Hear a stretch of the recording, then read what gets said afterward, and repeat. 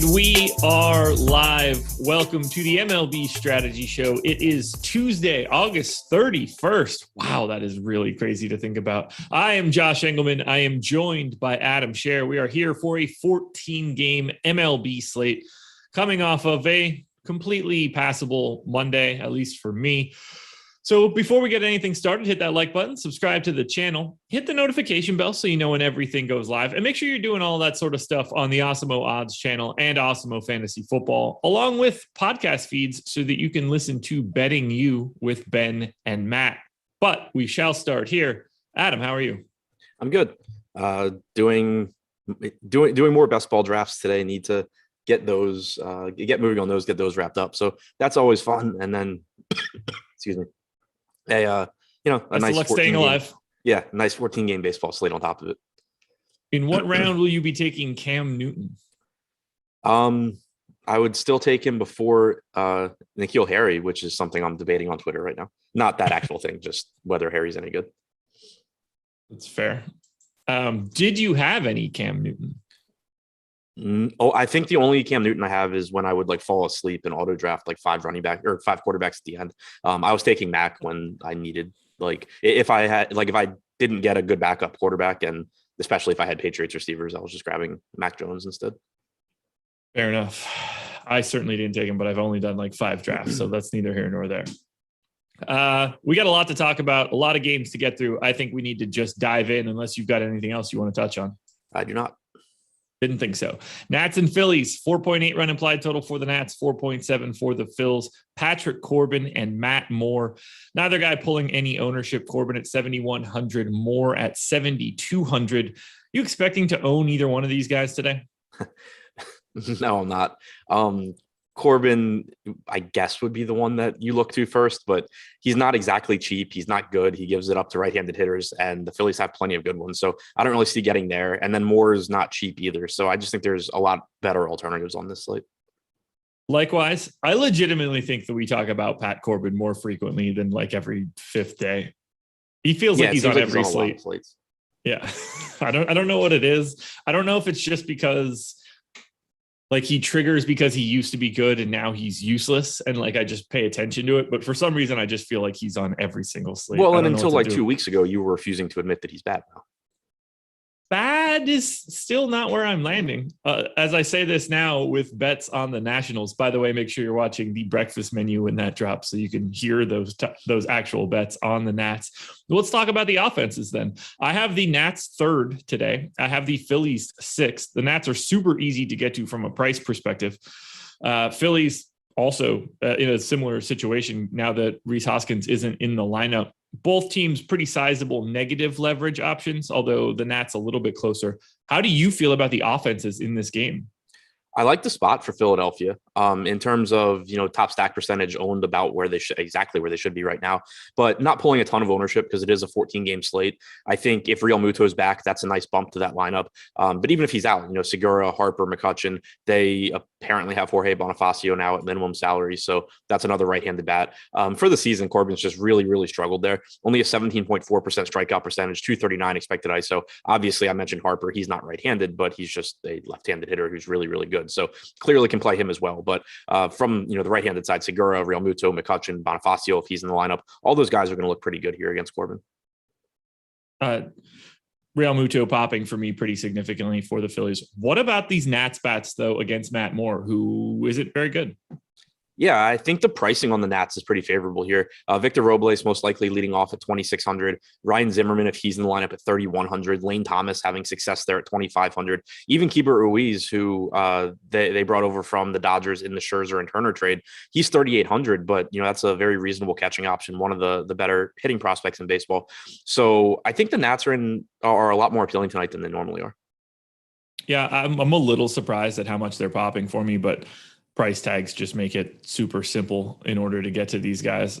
Ultimately, I want to have a decent chunk of this game, whether I don't really care which side it is, Nats or Phillies. I mean, since I'm betting on the Nats, I'd prefer the Nats to be the more successful option, but I'm happy to get both sides. I don't think ownership is all that big of a problem. Ryan Zimmerman's probably pulling a little bit more than I would like, but a $3,100 price tag is generally doing most of that work. So I like both sides here.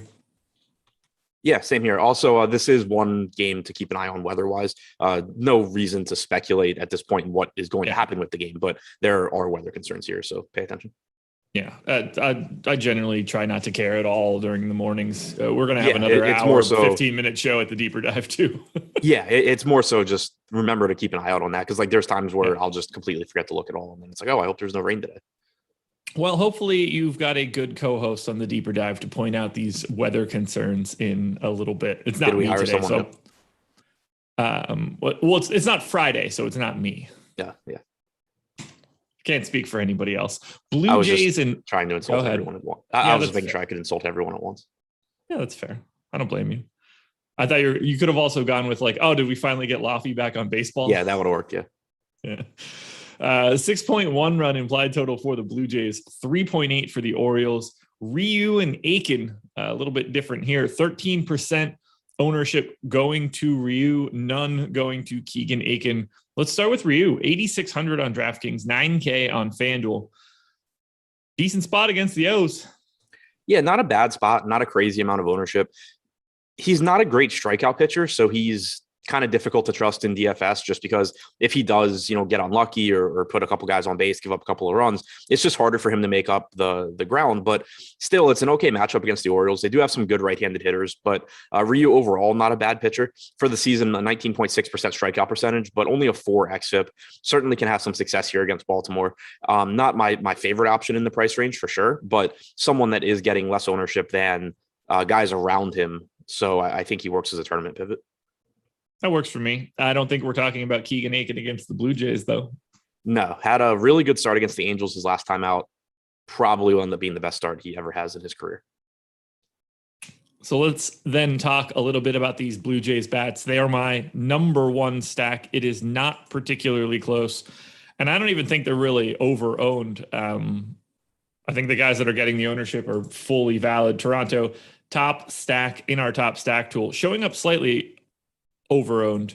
I just don't see it. I think this ownership is more than valid today. I don't have them. I have the Twins second, and it's not particularly close. Talk to me about Toronto.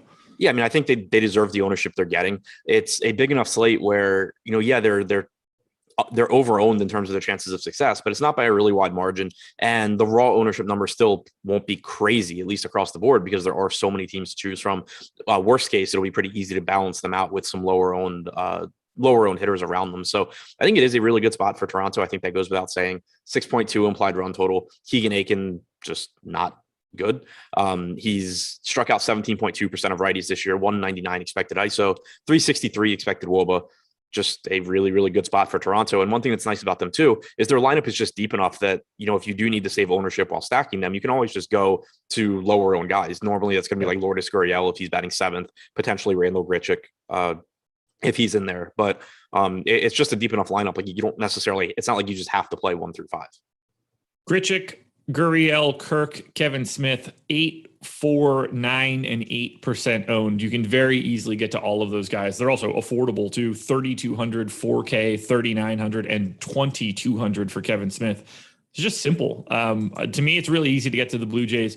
The guy pulling the most ownership is George Springer in the leadoff spot because he's 4,800. I don't think 26% ownership for George Springer. Righty-lefty matchup against Keegan Aiken with a 6-run implied total is all that outlandish. So sign me up for the Blue Jays. I have no problem going there, even with their current ownership. I think their top stack odds go up as the day goes on. Do we roster Baltimore Orioles bats against Ryu? It's kind of the same thing I always say about Baltimore. Like they're not going to be a team that I would plan on stacking a lot here, just because there are so many other teams that are better, either better offensively or in a better matchup or both. But you do still get pretty favorable price tags given the amount of power in this lineup. Hayes at 2,900, both Mountcastle and Mancini at 3,900, Santander at 3,500. It's still a team that I don't mind picking off 1 or 2 guys from just for the home run upside. But it is a pretty difficult matchup against Ryu, against righties this year. 166 expected ISO, 317 expected WOBA, like nothing there that's jumping out as someone you really want to target. So it's more so just getting low owned, one-offs that have some power if I need it. Yeah, I would have liked to see a little bit more ownership going to Ryu in order to unlock the Orioles. This just doesn't feel like the spot. So I'm going to move on. Do you expect this to be the top stack the entire day? Yeah. It'd be hard for the Blue Jays to move out of that spot. Pay close attention to the ownership, people. Tigers and A's, 4.6 run implied total for the Tigers, 4.8 for the A's. Tariq Skubal, Cole Irvin, no ownership going here. Are you looking for pitching Tigers and A's? Scubal's always interesting just because he has so much strikeout upside for the salary. He has almost a 27% strikeout percentage this year, 3.95 xFIP. This spot, though, is really, really difficult to sell, I think. Oakland just has so many good hitters, most of them right-handed. They don't strike out a lot. They have tons of power. And Skubal has had major issues with power this year. That's really been the one thing that's held him back. Against righties, he has a 26.8% strikeout percentage, which is really good. But a 359 expected WOBA, 245 expected ISO, a sizable park shift in favor of Oakland bats. If you end up with a little bit of Skubal in tournaments just because you need that price range and he's a good strikeout pitcher, that's fine, but not someone I really want to be relying on here. I think the matchup is close to as bad as it could get for him. Yeah, I think I like this game a lot more for the offenses, in particular the A's, who are really weird. They are either owned aggressively or not owned at all. Josh Harrison and Yan Gomes are both aggressively owned.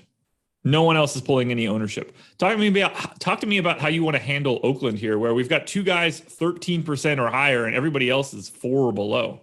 I think it's a really good spot for them because when you only have a couple of guys pulling ownership, it's easy enough to either just full stack the team and balance out the ownership, or skip one of them and you get an even more contrarian stack. But it's a really nice park shift, as I mentioned before, for Oakland. A lot of people don't really think of Detroit as favorable for hitting because the outfield's big and all of that, and the weather's usually not great. But it does have one of the best batter's eyes in baseball. Hitters just pick up the ball better here. They hit the ball harder on average. And again, you have this Oakland team that just has tons of power. So I really like Oakland as long as they're not going to pull much ownership outside of one or two guys. Starling Marte, Matt Olson, both popping as the guys that are most under-owned for me. Do you see any value in going to the Tigers bats, who I actually see as a little bit under-owned? They're a middle-of-the-pack team overall for me, just 13th, but not pulling any ownership at all. Yeah, kind of middle of the road for me, just because the slate is so big and they're not the best offense. Cole Irvin has been decent this year, not in terms of strikeouts, but only a 146 expected ISO, 322 expected WOBA to righties. If you want, to get to some Eric Haas at catcher, I think that's fine. Miguel Cabrera is a 3K first baseman. Scope is always an option, but they're also not exactly cheap. Like if I'm going to the Tigers, granted it comes with ownership when they're cheap, but you just feel a lot better paying like 4,500 for Scope than 5,300. Yeah, absolutely.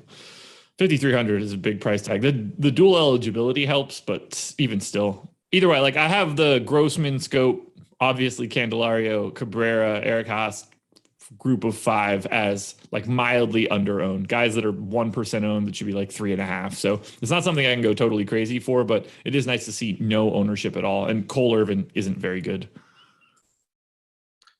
Yeah, he's been pretty good at limiting home runs and limiting damage, but he's not a pitcher that I shy away from if I like the matchup. Very underwhelming slate so far, other than just the absolute smash spot of Toronto. I don't have anything else for Tigers and A's. Yeah, me neither. We're cruising through this. Rays and Red Sox, and let's just say there is no official starter for the Red Sox yet. It was supposed to be Martin Perez. I believe he now has COVID. And I have not seen another name anywhere else. Have you seen anything with regards to who is starting for Boston? I have not. Okay. I looked around, saw nothing. DK had Perez. Fangraphs has Perez, but also has the note about him being out. DraftKings now has Austin Davis opening with Garrett Richards being the long guy. Okay. I felt like Garrett Richards was not able to be the long guy when I looked at it. He threw 4 pitches on the 28th. He threw 9 on the 27th. You already got it in front of you. Yeah. So he threw on the 26th, 27th, and 28th. Like, is he, when you say, like, I don't mean this to you personally, but like, he's not an actual long guy in this spot now, do you think? Is he? I would think he throws like 2 or 3 innings. Okay. That makes sense to me. I'm going to go ahead and swap him out in my data quickly. Garrett Richards, 9 outs. we'll deal with the rest of that later. Well, then let's talk about the one guy that I think could matter in this one, although won't. That would be Ryan Yarborough, 6,900 projected for 2% ownership. Is there any value to Ryan Yarborough against the Red Sox? I don't really think so. Like, I just don't really see any reason to do it. The park is favorable. Boston does have a 4.1 implied run total, but not only is it a good Boston team that you're typically just not going to want to take pictures against anyway, it's not even like Yarborough has the kind of stuff that Luis Patino has. Like yesterday, we talked about Patino. It was like, yeah, he's not likely to do well, but he is really talented. And he certainly could go out there and give you, the type of game that he did. Yarborough he's striking out 17.1% of right-handed hitters this year. He's not terrible in terms of, production allowed, 328 expected WOBA, 174 expected ISO, but that doesn't really translate to fantasy points. So I'm a lot less inclined to like gamble on somebody like Ryan Yarborough in the spot than I was with Patino yesterday.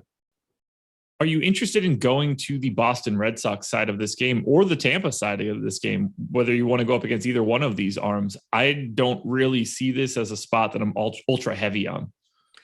I think it's similar to yesterday in that neither team is getting much ownership and both offenses are so talented that they're always interesting when they're pulling, aggregate like 1 to 2% ownership. But it's a little bit different than yesterday just because instead of a 9-game slate, we have a 14-gamer. So there's just that many more teams to choose from. Yesterday, I had a lot of Tampa. I think I was overweight on Boston, even though I didn't have quite as much. Here, I still, if you're playing 150 lineups, probably get overweight in the sense of I have more than like 1 or 2%. But I don't think either one ends up being my top team or a top 3 team like Tampa was for me yesterday. Yeah, I have Boston 14th. I have Tampa 19th. I think there's some leverage for Boston, but not a lot. And a lot of that just has to do with I have Munoz projected to hit leadoff at a flat 2K. So he's just showing up by default. Ultimately, it's just I'm not expecting it to be my spot. The only thing that can change is like if a real total gets released for this game and it's higher than the 8.5 that I have in here right now. If this bumps to 9.5, I think you can start working in like Boston guys and Tampa guys. But for right now, I have it in at 8.5, and that doesn't appear to be a spot that I'm all that interested in. I have it projected for 9. That's why I was just curious if it ended up popping up a little bit higher, would change the projections.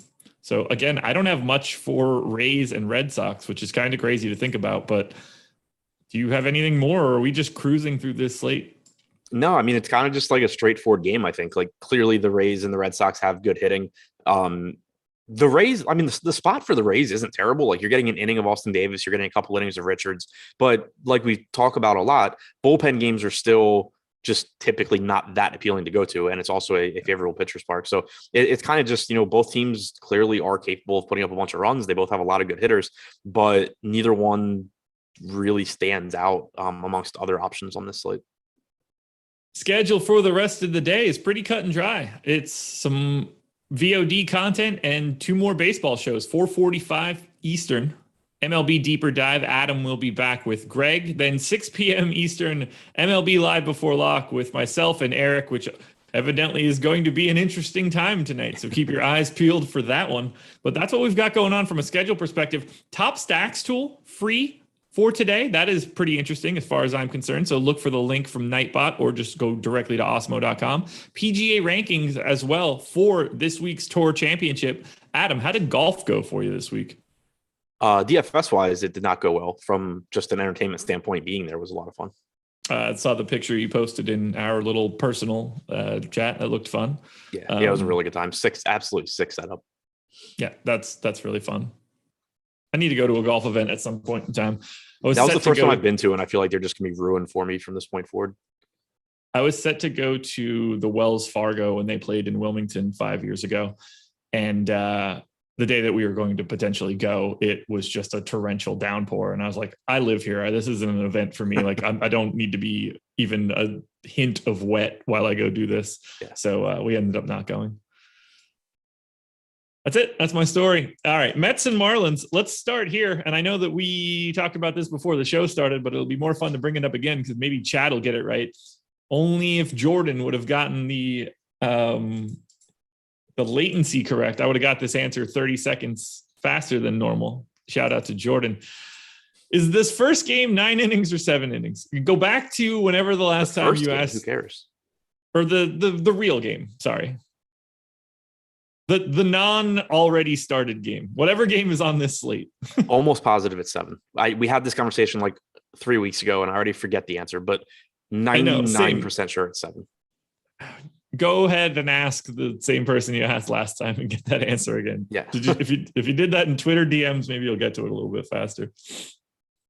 All right. So I've got it at 4-run implied total for the Mets, 2.5 for the Marlins. This did not have any legitimate line before and apparently still doesn't. Trevor Williams for the Mets, Edward Cabrera going for the Marlins. Trevor Williams is 6,600 and should pitch most of this game against the Marlins. Is Trevor Williams interesting to you? Because he's apparently interesting to the public at 16% ownership. Yeah, I mean, I get it. He's facing the Marlins. It's, I think, a 7-inning game. So there is, a path to a complete game, even though it's still relatively unlikely. But at 6,600, you can still go there. I mean, it's the Marlins. They're not good. Trevor Williams isn't a great pitcher, but he's still relatively likely to have success. He has a 23% strikeout percentage, 4.05 xFIP this year. Like, he's fine. He's not an ace by any stretch, but he's better than the Marlins. So I don't have any issues with him at 6,600. The ownership is about where it should be, I think, given the price tag. He came out of my sim at 16% on the dot. So I'm on the same page of it being where it's supposed to be. Yeah, it's one of those where it's like, if you just look at the top 2 pitcher percentage, you would say he's over-owned. But then when you consider there's nobody else really in that price range, from a value standpoint, you see why he's getting pushed up a bit. Edward Cabrera isn't in that value range for you. Profiles really well. Facing the Mets, probably not as helpful. So he's not in the top pitchers tool right now because he was announced the starter officially like right before our show started. Yeah. But I think that he's someone, assuming he's going to pull less ownership than Williams, he's someone you can look to as a pivot, because I think there's volatility there. Like, he's a pretty big question mark what he's going to be at this point in the majors. He's only 23. He is a top 100 prospect in baseball. He got off to a pretty good start in his major league debut, and then gave up a bunch of runs toward the end and ended up having a pretty disappointing fantasy outing. But I think, he did go 6 1/3. He threw 78 pitches. If he's pitching well, he should be able to get 80, 85 pitches here at 6,400. So, I think if you're just going to one, you go to Williams first, but the range of outcomes probably isn't that different between Williams and Cabrera. T McBee coming in, letting us know that it's a 7-inning game. Yeah. Let's talk bats. Well, I think we're done. Yeah, exactly. I don't have any, there's nothing to say. I would not roster a single person from Mets and Marlins. Yeah, like if you get to a 1-off or 2, I think it's okay. I mean, you're losing, like an at bat. But as far as stacking goes, like, you're losing an entire time through the order, basically. So it makes it really tough for them to be the top scoring team on a 14-game slate. So yeah, it's nothing that I'd be prioritizing at all. But if you're playing a bunch of lineups and get to a little bit of Nimmo or Alonso or Conforto or whatever, I think it's fine. But still, clearly not top options when you're losing 2 innings off the game. All right, well, then we will keep it moving. Rangers and Rockies. 4.2 run implied total for the Rangers, 4.7 for the Rockies. Jordan Lyles, Austin Gomber. Gomber actually pulling 9% ownership right now at 8,200. It's fine, I guess, but seems a little high just given his price tag. I don't really just have much 9% ownership is also not all that interesting to me, but I'm surprised to see it. I don't have any interest in him at all. I was kind of surprised the ownership was there given the increase in salary. I do think Gomber is a good pitcher, and you're getting him outside of Coors, and he's facing a really bad Texas team. So, I mean, I think he's a fine play, but like you said, I was expecting it to be like a 3 or 4% ownership spot, which would have made it more appealing. Outside of Coors this year, he has a 25.3% strikeout percentage, 3.86 xFIP, 7.5% walk percentage. Like, he's a pretty solid pitcher in a good matchup. I don't mind him, but he's not somebody I would anticipate getting to in like 3 max or anything like that. I think we're likely to be talking a little bit more here about bats. I've got the Rockies 7th. I have them as my number 1 leverage stack. I have the Rangers 12th. I have them number 4. If I look at our top stacks tool, Colorado looking like a really nice leverage option. Jammed up. I mean, they could just as easily be 4th in the top stack tool. A lot of teams in the 5% range. So I think that's pretty appealing. Texas, on the other hand, a little bit lower, but also not pulling any ownership and an outstanding value. And I look at teams like this where we've got Texas as the number 1 value stack of the day. pulling no ownership. We've got Minnesota as the number 2 value stack of the day, pulling a ton of ownership. But the gap between Minnesota and Texas isn't all that gigantic in terms of top stack odds. So I do think the Rangers work pretty well as the value stack if you need it, if you want to get away from Minnesota. But I think we need to start with Colorado, who looks really good here. Yeah, I mean, Lyles hasn't been very good this season. I will say that I think Lyles is an okay tournament option on DraftKings at 5,200, just because the Rockies are so bad outside of Coors. There's not really any alternatives around Lyles at his price point, and he's not getting much ownership. So probably not necessary to go that cheap with it being a 14-game slate. There's going to be plenty of hitting value. But if you do, I do think there's a path to success for Lyles. But that being said, the Rockies not pulling any ownership.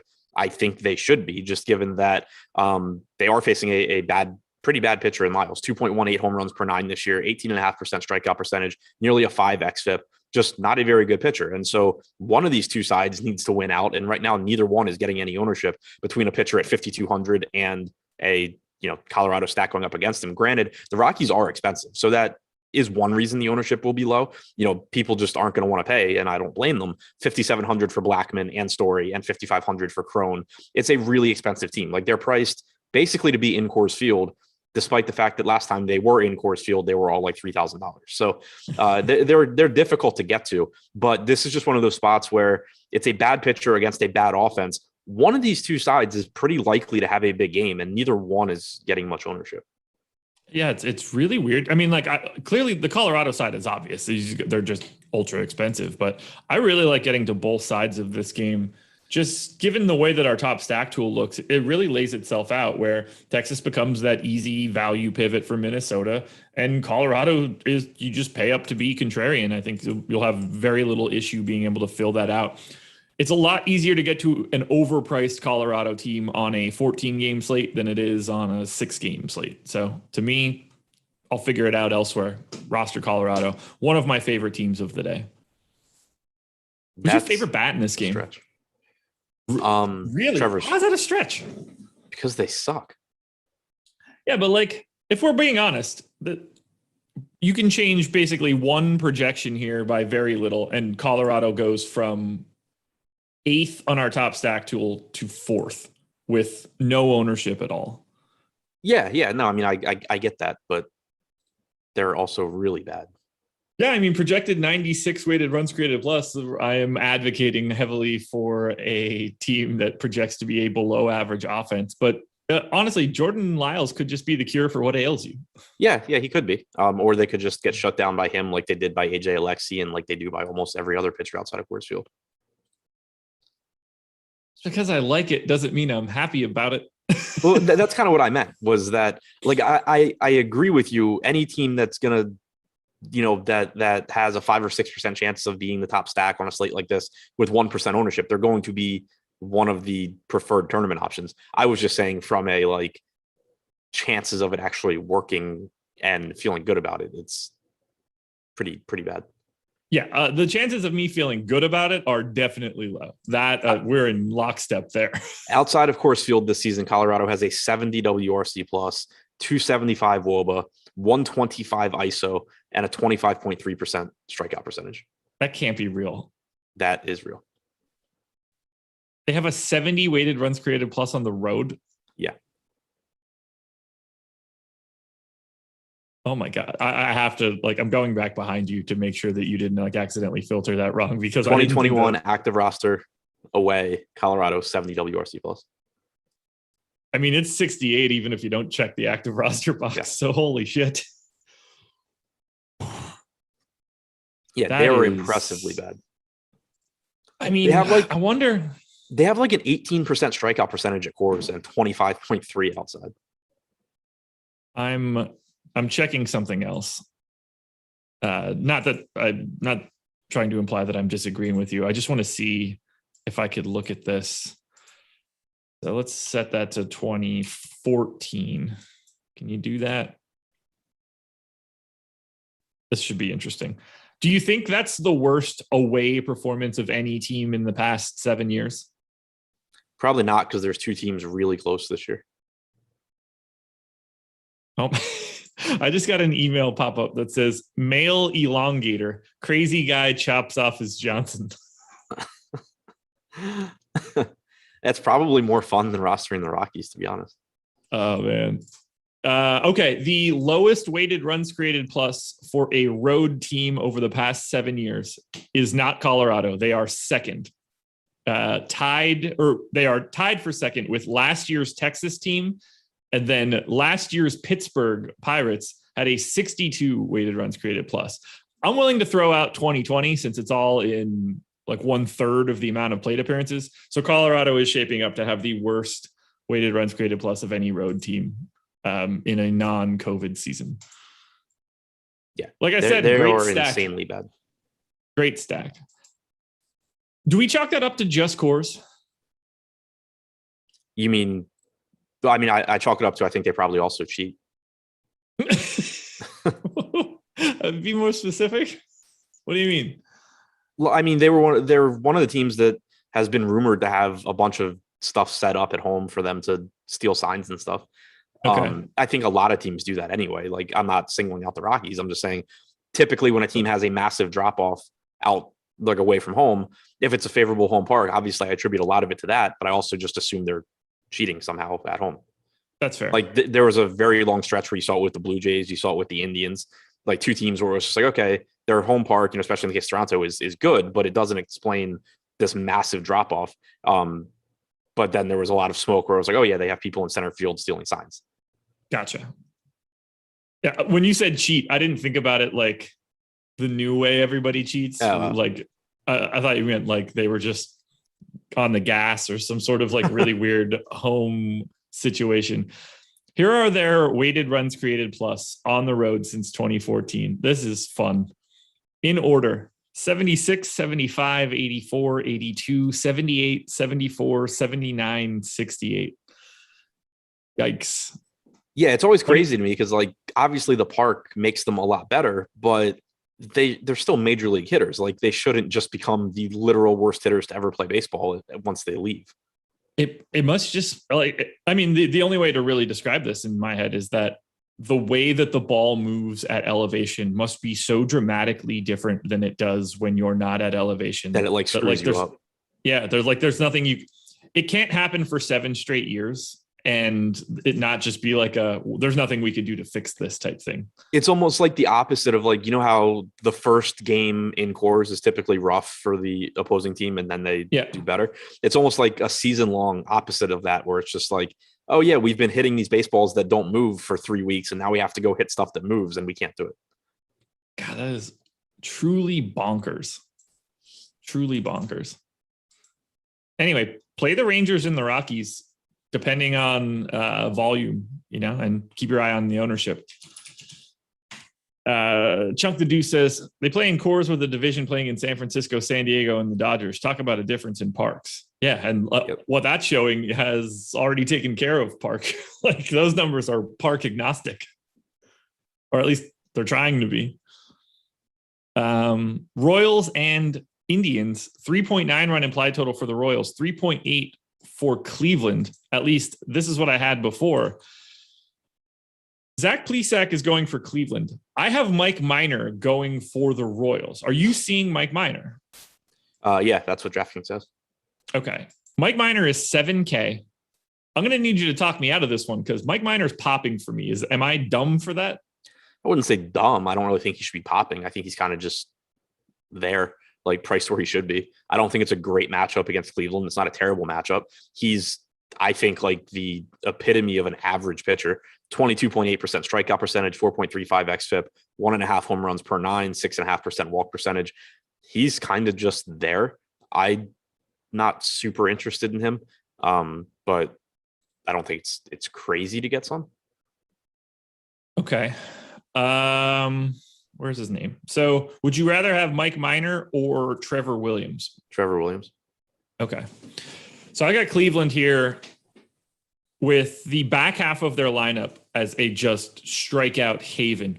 Reyes, 29%, Zimmer, 34, Bradley, 33, Hedges, 30, Daniel Johnson, 28.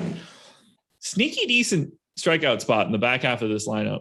And it's not like you're super worried about Miles Straw or Ahmed Rosario out of the gate. Not going to strike out, but not like crazy good hitters.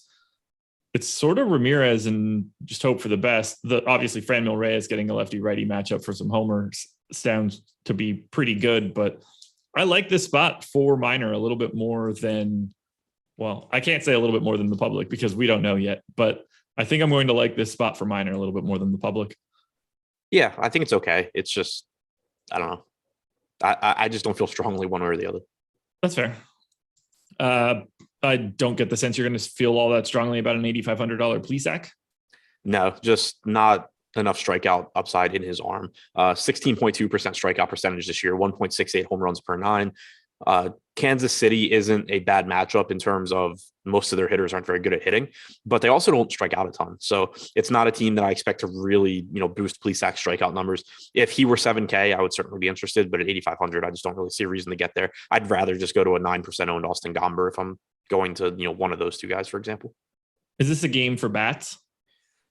Not really. I think Jose Ramirez, Franmil Reyes look pretty good individually. I think that Miles Straw, leading off if you needed some value. And then on the other side, Salvador Perez is always one of the top catcher options. And you do have, some cheap guys in Santana and Benintendi and Nicky Lopez. But in terms of stacks and just like wanting to lump these guys together, I think it's one of the least appealing games on the slate just because it's got a 7.5 to 8 implied run or total.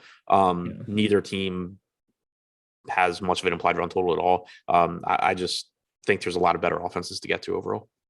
Yep, we're on the same page. I have the Royals 15th, I have Cleveland 18th, and nothing's really pulling them to any sort of interesting spot. So I'm good on Royals and Indians, which means it is time to talk about a promo code. And that promo code would be WR. Want to get a little bit of money off of that draft kit for season long and best ball leagues. I did another underdraft best ball draft with our draft wingman tool. You should check that out. That was yesterday. Same projections, tools, analysis you get from our NFL DFS package, but you get draft wingman, which I've shown now 4 separate times. We got more to go. Best ball rankings and stacking guide, trade value chart, and more. You can get up to a $35 credit for underdog and FFPC leagues. So this is going to cost you less than $10, 33% off when you use the promo code WR. That's definitely the promo code. It's going to be season long best ball stuff. Just click the link that gets dropped from Nightbot. It just happened like 6 messages ago. That'll take you right to it. And I assume potentially Jordan Klein will show this on the screen. But if he doesn't, just go back to a video where he does do that. Anyway, we're moving it on. Game number 8, White Sox and Pirates. 5.6 run implied total for the White Sox, 3.2 for the Pirates. Lucas Giolito and Bryce Wilson, no ownership to Wilson, 38% ownership going to Luke Giolito. And not that I expected to see this, but I actually have it even higher than that. Love getting to Giolito here. Talk to me about Giolito against the Pirates. I think he just stands out as one of the clear top options. Like when I first woke up this morning, I kind of was just, scrolling through the pictures on my phone to see what was out there. And, scrolling down from the top in terms of salary, it was like, oh, okay, he's good. Matchup's kind of mediocre for like a few guys. And then you get down to 8,800 and it's like, oh, that's a cheap tag on Giolito. Who's he facing? Oh, he's facing the Pirates. Like, okay, I guess Giolito is just going to be a big part of my day. He's one of the best pitchers on the slate. He has a 3.68 xFIP this year, 28.3% strikeout percentage. He has had some issues with home runs, 1.46 home runs per 9, but overall, just a really good pitcher facing one of the worst offenses in baseball. There's really nothing negative for me to say about Giolito here. No, it's a no-brainer to me. He popped in a large swath of lineups. I have him projected as my number 1 pitcher for today. Getting to face the Pirates is just going to be a nice benefit. Any Bryce Wilson? No. Tough matchup for Wilson. Also just not a good pitcher. He has struck out 16% of hitters this year, 1.5 home runs per 9, 4.93 xFIP. If I'm going to one of these cheap arms, I would just rather either go to Richards at 6,600 or take $5,200 Lyles against the Rockies. Are you looking to take White Sox bats against Bryce Wilson? I have them 3rd overall, but my second biggest negative leverage stack. They are 3rd overall in our top stack tool. The second biggest negative leverage stack. Looks like we are in alignment here. What do you want to do with Chicago? Yeah, I mean, there are a couple of ways you can go with this lineup to lower the ownership a bit. For example, Yasmani Grandal is only projected for 8% ownership. Yohan Moncada is at 9%. So if you mix those guys in, it does help to offset some of that. Luis Robert leading the way by a pretty wide margin at 22%. He's only 4,200. I think, looking like one of the better value bats on the slate. So I do like the White Sox here. They have a 6-run implied total. I think it's a very good matchup against Wilson. It is a relatively deep lineup. You can go down to Grandal or Moncada. You can go a little bit further down and get Cesar Hernandez to offset some ownership. So, they are a little bit overowned, but I do think it's at least a spot where you can use some lower owned bats as part of your stack compared to, sometimes we just see where, everybody on the team is 15+% owned. That's not the case here. Oh man, this is going to be wild. I'm going to ask the question, but I don't think the answer is yes. Can we go to the Pirates because of Giolito's ownership? You can. There's definitely, I mean, they are clickable. I think there are good tournament players that take a very contrarian strategy where they really, really focus on negatively correlating with the field. I think that is certainly a viable approach. I think it leads to more volatile swings, which is something you kind of just have. It kind of all goes back to your strategy. I think that is a viable strategy if you're doing it like every slate and saying, okay, I'm just going to win when the most popular pitcher gets blown up, but you have to be planning for that. And you have to, have the bankroll to do it. I don't think, if you're someone that isn't always using that strategy, I wouldn't just go into this slate and say, oh, this is where I'm going to just stack against Giolito with the Pirates. Our boy in chat is just killing me now. To have a take that someone won't be a top stack is like one of the dumber things that you could possibly say. You mean crazy. Because every single team is like 90% not to be? Yeah. The White Sox have a 92% chance to not be a top stack. You are not going out on a limb by being like the White Sox bust tonight. Yeah, I'm going to say that for every team, and I'm going to be right for most of the slate. You're going to be right for what, 27 times? Yeah, honestly, it's truly bonkers to think like this. Incredible. It's like talking about, I bet Steve Nash makes this free throw. It's like, well, yeah, because he makes 90-something%. If you're calling the opposite side of that, it's a little bit more interesting. That's what the top stack tool is here to do. You're just ignoring the odds part of this game. Like you don't. It's like you said, like you would never get a bet at even money, but this isn't an even money bet. Like you're getting, 100 times your money if you hit the right team, basically. Yeah, if you're asking me, I don't think that the White Sox will be the top stack today. I feel really, really comfortable saying that information. Yeah, they're also the third best stack today. You can name literally any team, and I don't think Toronto will be the best stack today. They're unquestionably the number one stack. Right. Yeah, I mean, you can pick any team you want. I will give you 3-1, and I get the field. Yeah, and you're going to print money, and you can give a lot more than 3-1. I give a lot more than 3-1. Yeah. Yeah. Okay. Let's keep it moving. Twins and Cubbies. 5.3 run implied total for Minnesota, 4.2 for the Cubs. It's John Gant and Zach Davies. Neither guy getting any ownership. Gant at 5,800, Zach Davies at 8,400. I am not rostering pitching here. No, me neither. I mean, it's semi-appealing because Gant he threw 68 pitches last time out. The Cubs do have the highest strikeout percentage in baseball since the deadline, but I think if I'm going to this price range, I still would just rather get to Jordan Lyles. That makes sense. Well, I don't think I've ever said that, but I get where you're coming from. Yeah, I'm not saying like I want tons of Jordan Lyles. I'm just saying I would rather go $5,200 Lyles than $5,800 Gant. That's absolutely fair. I did bet on the Twins, and I do like that spot. So let's talk a little bit about Minnesota. They are my number 2 stack overall, but I do have them as the most over-owned team, and that is exactly how they're showing. 5% odds of being at the top stack, 15% ownership share. A lot of that has to do with the fact that Byron Buxton is 35% owned right now. Yeah, I think Minnesota, they're just going to get lots of ownership because they're mispriced. 5.2 implied run total. Pretty good matchup against Davies. Like he's not the worst pitcher, but he doesn't get a lot of strikeouts. He's going against a team that does have power when they put the ball in play. 1.44 home runs per 9, 4.91 xFIP for Davies this year. It's a favorable spot for Minnesota. And like even before the show, just kind of building a cash lineup to get a feel for the slate, there's a lot of guys from Minnesota that are going to show up as viable options.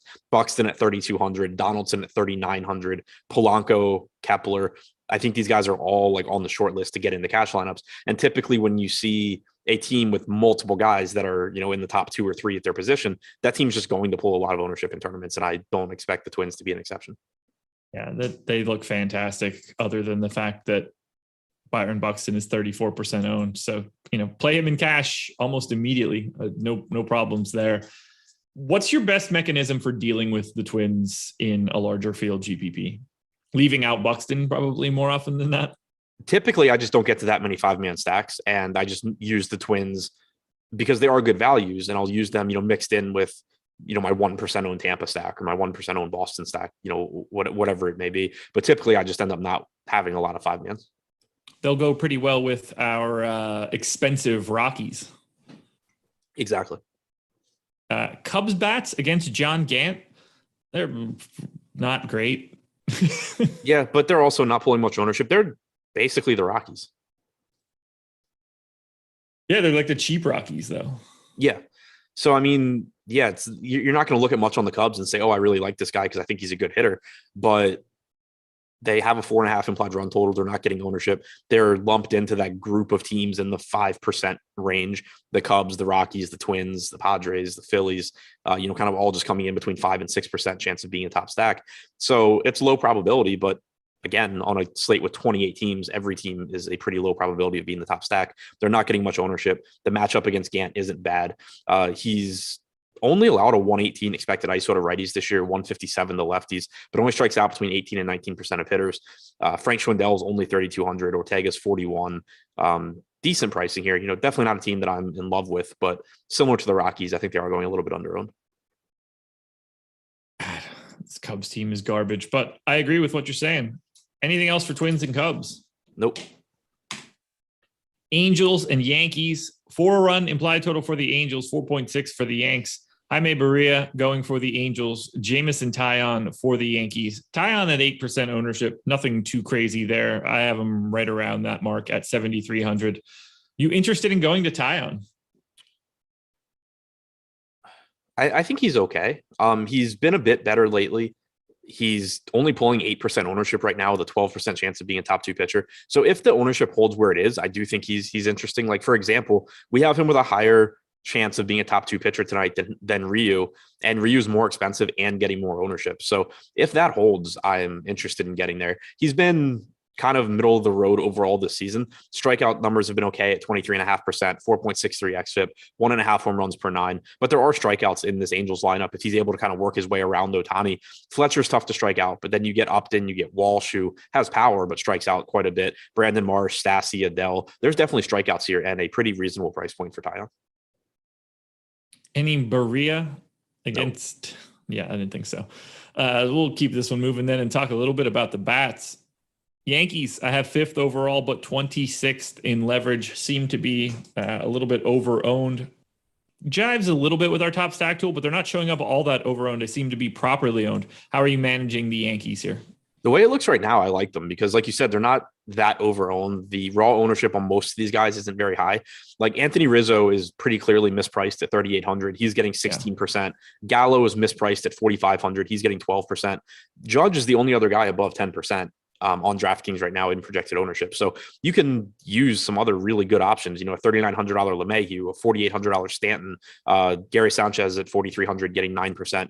It's just not going to be that popular of a stack. And Jaime Barria isn't a particularly good pitcher. So I think it is a good spot for the Yankees. And, right now it's just that 1 or 2 guys that clearly are good plays in Rizzo and Gallo, but they're just pulling the ownership a little bit.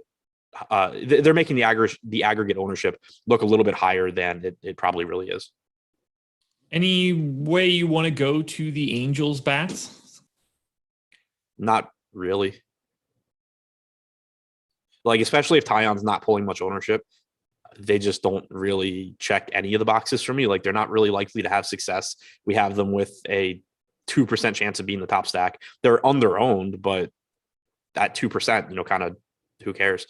And they're not negatively correlating with the field, because at least as of right now, we don't have people projected to play Tyon. So they kind of just end up looking pretty useless to me.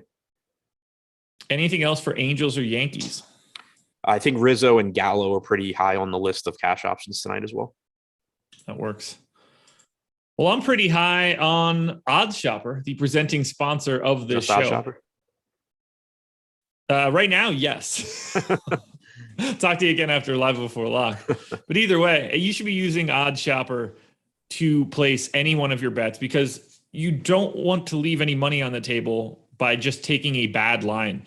Shopping around is going to help you out tremendously. It's going to save you some money. And whether you're looking for game lines, player props, team futures, or player futures, it's all going to be updated in real time on OddsShopper. We also have expected win percentage and expected ROI numbers for all of the player props. That's all derived from our MLB DFS projections. It's right there. You click the button, you sort by expected ROI, look to your right, find the best line, click it, done. You're in. You're making those bets. Super, super simple. You can set up notifications for line movement as well. And this will cost you exactly $0. No cost at all to OddsShopper. So don't leave any money on the table. You have the opportunity to save money on a free tool. Just use it. 4 to go. Diamondbacks and Padres. I bet on the Padres yesterday. That worked out well. I also had the under. Looking great until they served up a grand slam later in the game. That is not going to help you get an under. Zach Gallen going for the Diamondbacks, Blake Snell going for the Pods. And we're once again in the same spot that I normally am. No real interest for me in Zach Gallen. He's like a 5%er. Blake Snell is pulling a crisp 34% ownership. How do you want to manage Blake Snell against the Diamondbacks? I think the ownership's about where it should be. He definitely is another one that, like at first look, he just really jumps off the page at his price point, given the strikeout numbers, given the fact he has pitched a bit better lately. He has the second highest strikeout percentage on the slate behind Brandon Woodruff at 29.7%. We know the walks are an issue. We know he'll give up some power, but it's not a particularly imposing Arizona lineup. They only have a 3.5 implied run total. I think Snell's salary at this point, especially in a matchup like this, it's just waiting in all the negative things you would say about him. He walks too many guys. He gives up too much power. He doesn't typically go deep into games because he throws so many pitches. If those things weren't true, he would be a hell of a lot more expensive than $7,700. I don't know what to do with this. He's just never a guy that I'm going to be getting to any longer, which is going to be terrible, like once every 3 weeks, and fine more often than not. Like this most recent game against the Dodgers. Who sees 7 2/3, 10 Ks and 3 hits? 122 pitches. Like that's. Are we looking at him incorrectly? Should we be projecting him deeper into the games? And when I say we, I mean me, but like I don't think that you and I are thinking that he's just normally going 7 against the Dodgers. I don't think that. I do think it is notable that he's thrown at least 100 pitches in 4 straight games. He still only went 92. Four of the last 5. 4 of the last 5. And it's not like 92 is like some bullshit start either. Right. And like in two of those 4 games, he still only went 5 innings, which is the issue you run into with him as far as he walks a lot of guys. Walks take up pitches. He strikes out a lot of guys. Strikeouts take up pitches. So he's just not an efficient pitcher in terms of pitches. But we are seeing San Diego let him throw a lot of pitches. So it does at least increase his ceiling, because we're not seeing any more of the, Blake is at 86 pitches, time to get him out of the game, because good, that means he went 4 innings. But, if he's going to be allowed to continue throwing over 100 pitches consistently, he's going to still have some of these games where he goes 7, but he's also going to be able to get you 5 and 6 just a lot more often. Yeah, I think I have to project him a little bit deeper. On a side note, I think it is somewhat like if you're playing tournaments and you're looking for a reason not to get to Snell, 122 pitches last start is a lot. Like you could certainly see him kind of just come out flat here. Not saying that's the most likely outcome. Like I'm still fully expecting to have Blake Snell as my SP2 in cash, but it's at least one more thing you can kind of add to the uncertainty in this particular start. It's been crazy as of late. Past 4 starts, 24 2/3 innings, 38 Ks, 7 walks, just 13 hits allowed and 6 runs. The reason that I think he's still I still think he's perfectly fine in tournaments as long as, you're using lower owned hitters with him and paying attention to the total ownership of your lineup. Like I was saying, I just think that the negative things about him are baked into his price. It's really tough for him to truly fail at 7,700. Sure, he'll have some starts where he just excuse me, where he just gets lit up and doesn't pitch well.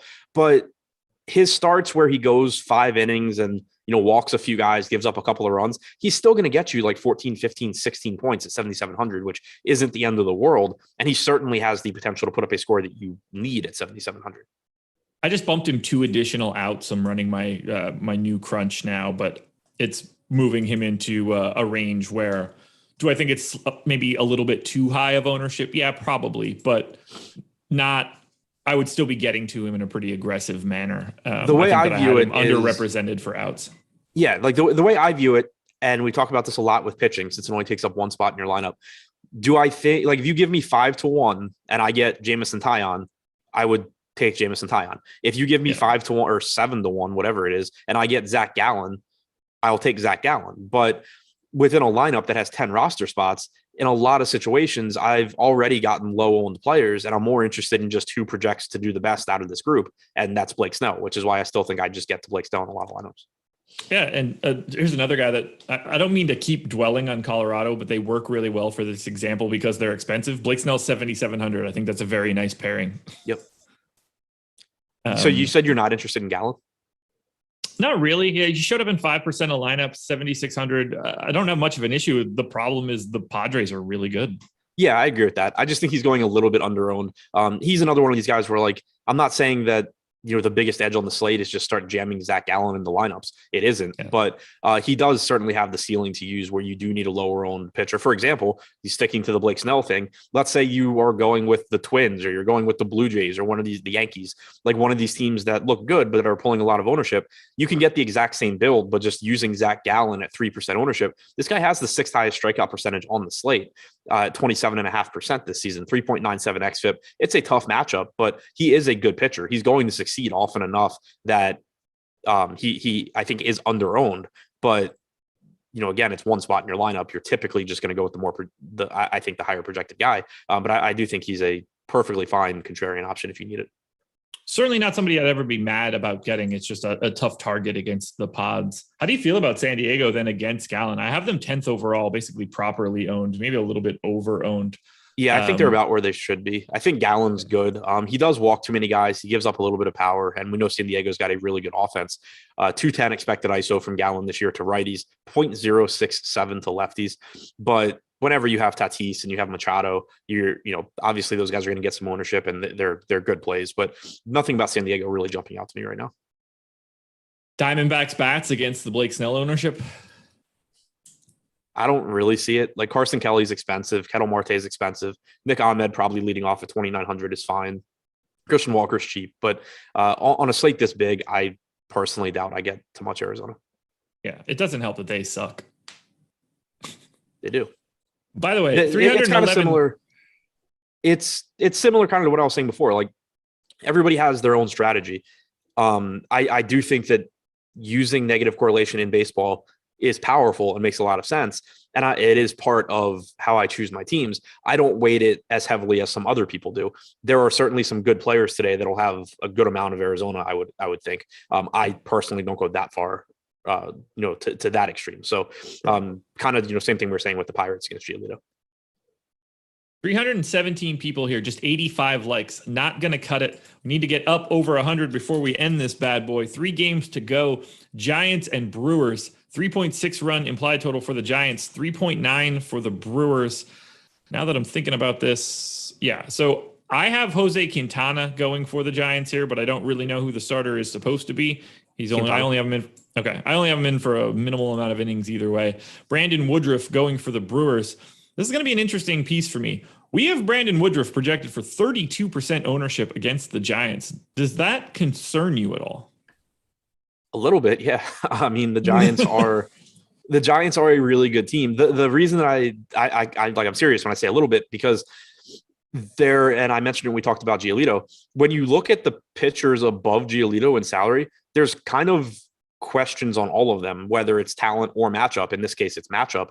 Woodruff at 9,400, he's probably a more talented pitcher than 9,400. So I think to some extent, the salary is baking in this matchup against the Giants. He leads the slate with a 29.9% strikeout percentage, 3.02 xFIP is the best on the slate, 6.5% walk percentage, 0.77 home runs per 9. I think it's pretty fair to say Brandon Woodruff is the best pitcher pitching today, and he's only $9,400 pitching, in San Francisco. So yes, it's a good offense, but it's also supposed to be 55 to 60 degrees in a great park for pitchers. It's still an overall good spot for Woodruff. You would rather him be facing like the Marlins or something, but I still think the ownership is deserved. It's just not going to feel quite as good as it would if you were facing a worse team. He showed up really, really low for me, so I'm really curious to see where we end up. Although, I have the updated run now that I just bumped up Snell, but I don't think that's going to be helpful to Woodruff in this scenario. So the Mike Minor ownership will really be interesting for me when we inevitably get that. DK Sim paste. Yeah, like I have Woodruff showing up in 10%, so I'm a little bit lighter here, but I'm pretty light all the way up the board here and just heavy on Giolito. Do you like bats in this game? Brewers seem not all that interesting. Giants bats against Woodruff doesn't seem like a real fun deal, so I'm kind of just out on offense. Yeah, I'm not really interested in the offenses either. I think if you go to one side, I would look to Milwaukee.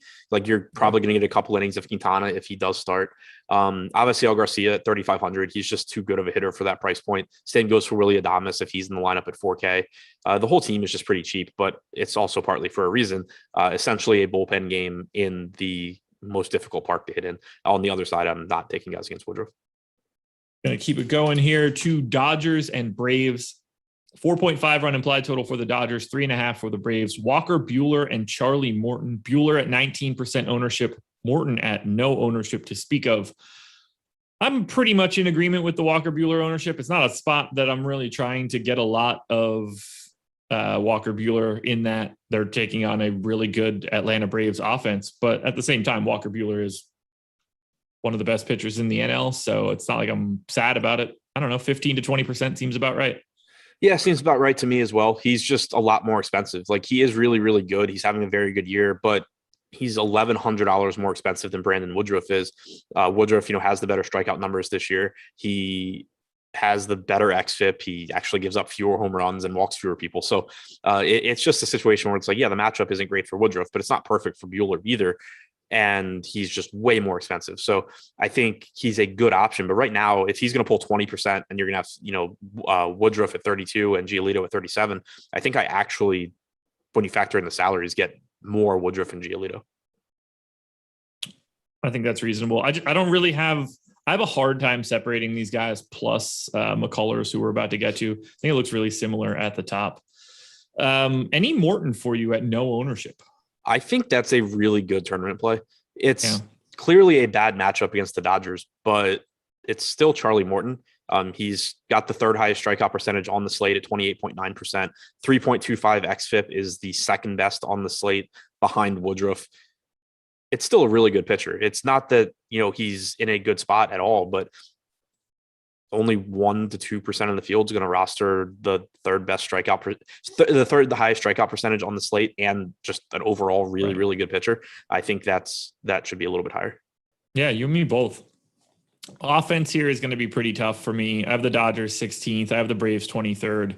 I'll never be mad to have these guys in my lineups because they're all just actually good hitters, but this is not a spot to target if you think you're getting a top stack. Same. Yeah, it's I'm never going to say like, oh, the Dodgers are bad or the Braves are bad, but certainly not a spot that I'm prioritizing.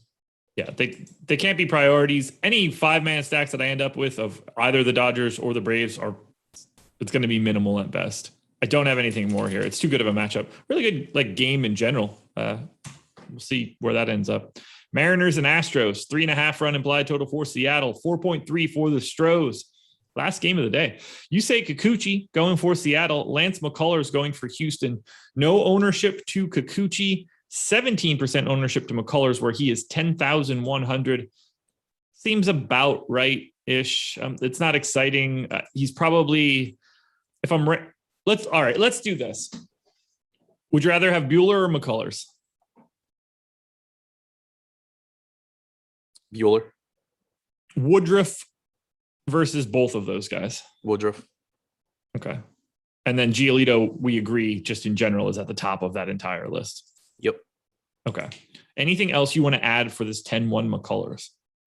No, I mean, he's got good strikeout stuff, but he also walks way too many guys. He's another one of these pitchers that can struggle to go deep into games because he just wastes so many pitches. It's not that he's not allowed to throw a lot. It's just that, 100 pitches from McCullers doesn't go as far as it does for some other guys.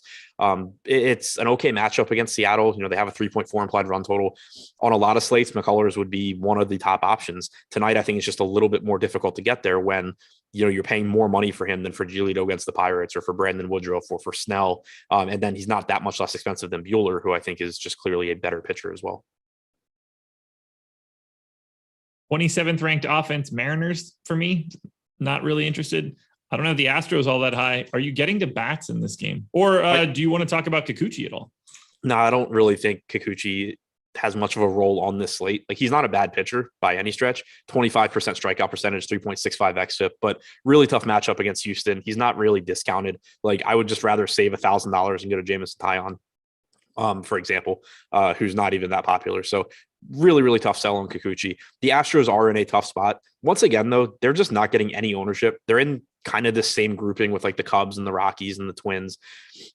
We talked about it yesterday. I'm just kind of willing to play the Astros against anyone that isn't like an absolute top tier pitcher if they're going to get 1% ownership because they are so good. So they're a pretty low probability team, but they do just have a lot of really, really good hitters. They're also expensive. So they don't stand out to me, but I do think that they're going a little bit under owned. Okay. Gas prices right now are insane. Yeah, I'm hoping that's why everything's going down. It might be. I was trying to get some quacks, but just doesn't feel like it's worth it based on the fees. I don't have anything else here, so let's sum it up. Who are your top stacks for today? The way things look right now, I think Toronto, New York, Oakland. I got Toronto at the top. I think the Twins are okay. They're sort of in their own second tier, but they're over-owned. Nats would be my number 2. The Colorado Rockies will be my third biggest priority stack today. You heard it here first. We'll see where that ends up when we get to live before lock. Favorite pitching options? Yeah, today's just nothing but chalk. Giolito, Snell. Yeah. Giolito at the top for me. Mike Minor is a guy that I'm very interested in. I want to see where that ends up moving throughout the day. Snell looking good. Adam, anything else? Tell the people what you got going on today. Deep dive will be out in a couple of hours. Be back on the deeper dive with, you said, Greg? Yes. Yeah, at 4:45 Eastern. All righty, everybody. That will do it. Hit that like button on your way out the door. Subscribe to this channel, to Awesemo Odds, to Awesemo Fantasy Football. We got the deeper dive and live before lock coming up at their usual times later today. Good luck. Get your research in. We'll be back for 2 hours and 15 minutes worth of content pretty soon. So see you then. Head-to-heads in the lobby for anyone who wants.